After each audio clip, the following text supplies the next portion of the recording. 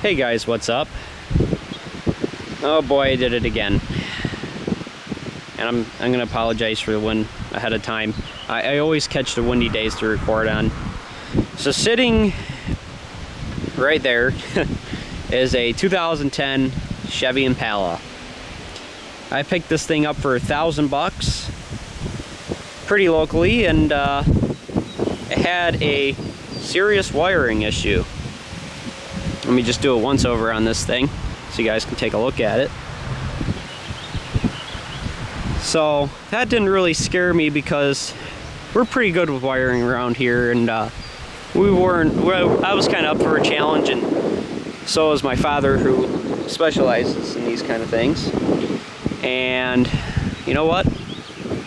We're like, why not? For $1,000, how much can it hurt? I'm sorry about the wind again. This thing, as you guys can see, is pretty nice. It's got a little bit of rust, and the hood's kind of dinged up, but overall, it's a pretty nice car. So, what happened was, I went and looked at this thing, and he said sometimes, the guy who was selling me it, said sometimes it would start and sometimes it wouldn't. So I got in, put the key in the ignition, it didn't start. So I got unlucky because apparently sometimes this thing just decides it wants to start. But I didn't really care. I knew that it had a wiring issues, so I was like, whatever.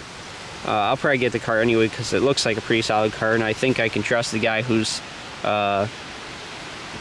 telling me all this stuff about this car, and hopefully I can trust him, you know what I mean. And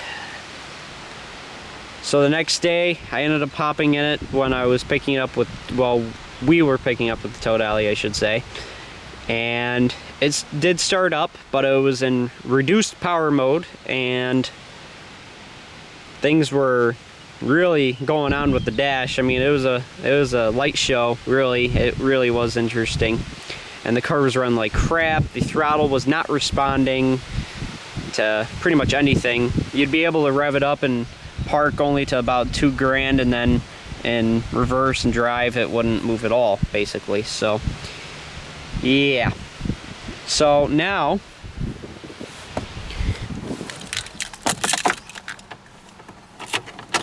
this is, granted, this is 2 days after he picked it up.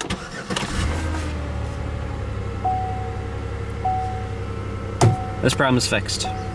And I'll be going over it more in detail in the next video. And as you guys can see, the interior is in pretty good shape. Even these buttons that usually wear out are in perfect condition. The hair, well, there's a lot of hair. This was actually a guy who owned dogs, and he would take his dogs for rides either to the vet or to whatever, and maybe a dog park. And without saying much more, there's a bunch of hair and it smells like dog in here, so that's definitely gonna have to change. But everything works. There is a check engine light on. I'll be explaining that once I get under the hood. 97,000 miles, so that's pretty low mileage, pretty good. It's pretty cold today too, compared to what it's been lately. And overall, it's pretty nice, and I'll be explaining you guys right now kind of what happened. And I'll be going more into depth in the next video of really troubleshooting and figuring out this problem. While I'm back here, why don't I just show you guys the interior. So it's pretty dirty. It's not awful. It's definitely not the worst I've ever worked with. Actually, it's one of the best I've worked with since the Trailblazer, at least. So I'll just be cleaning this thing up, probably giving it a good wash, and maybe shampooing some of the floors, because I have a feeling that there are some places where maybe the dog maybe took a small leak or something. I don't know. They kept this car pretty clean, but it smells pretty bad. Not worst smelling car I've ever owned, but definitely not the best, for sure. And let me go ahead and pop the hood here. As you guys heard, the car runs really good. I don't want to run it too long, but there you go. It's just your 3500 V6. So this is really the area of bad things. So it really wasn't that big of an issue, but it took this guy 2 months. He tried fixing it for 2 months, brought it to a couple of garages, and they could not figure out the issue. And they actually made the issue worse, and that is because this connector right here, when we got it, we would tug on some of these wires, and we're like, hey, sometimes it's working. That's because we were tugging and hitting this wire, and this connector right here wasn't even plugged in all the way. It was like sort of making contact. So sometimes when you wiggle it, the car would start, as because this transmission computer, I believe this is the transmission computer right here, was not getting good contact. And once it got good contact, it would allow the car to start, but then it was in reduced power mode like it was the day I picked it up. So what fixed the reduced power mode, what fixed the throttle and everything, a lot of these sensors over here were not getting the correct voltage. And that was because a sensor or a component was shorting out internally. And there it is. And it's not because of the corrosion in there. We actually cleaned some of that off, and that is definitely still bad. That pump, this is actually a pump, believe it or not. That pumps hot air into the exhaust, and that pump has failed and shorted internally, and it made the car run like crap, and nobody could figure it out except us. Well, at least so far. So this thing is basically all fixed. I mean, I bought this thing for $1,000. I mean, now that it's running, the way it sits almost is it's worth about $3. I'm gonna be trying to improve it some, and maybe touch up some of the places where it's got imperfections. For example, this door, I'm going to be cleaning all that up. Here's this door, guys. It's pretty rough. I'm going to try cleaning that up as much as I can and get that all down to bare metal and spray her up with the correct color or matching paint, and spray that all up. So hopefully I can prevent it from rusting for the next couple years and make it look better at the same time. And I'll be doing that probably to every single door on this thing, just to try to add as much value as I can to the car. And let me go ahead and pop the trunk for you guys. I got the key fob right in my pocket. Got to make sure all the lights work as well, something I haven't done yet. Got 2 tires with pretty decent tread, but they're no good anyway because, as you guys can see, there's some pretty serious dry rot on them. So I'm gonna be taking them out and using them for demolition derby.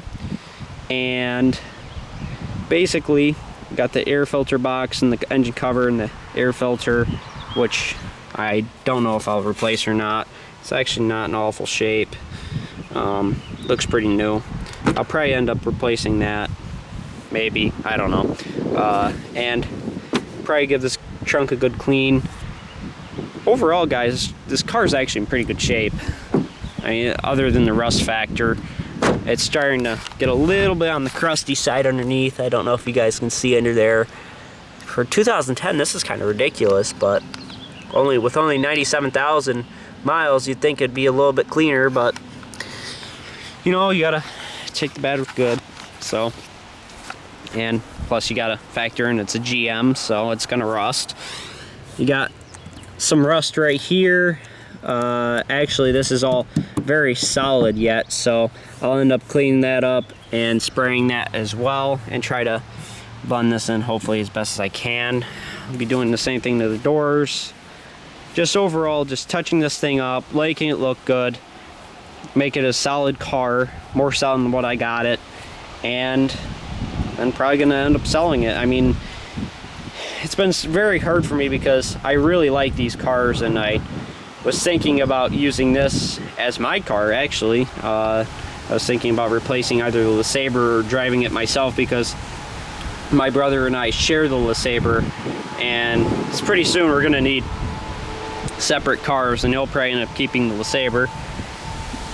Sometimes the guy always buying cars, but I don't know if I'm gonna keep this one. I think I could get more money, and I also think that I need a truck. Well, I know I need a truck because trailers. So, alrighty, well, see you guys in the next video.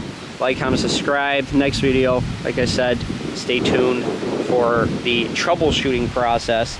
I'm not actually going to be showing you guys how I fixed it. Well, I'm going to be showing you guys how I fixed it. It's just not at the time I fixed it, because it happened really quickly, and I didn't really think about picking up the camera. Probably should have, but anyway, back to the point. Like, comment, subscribe. Bye-bye, everybody.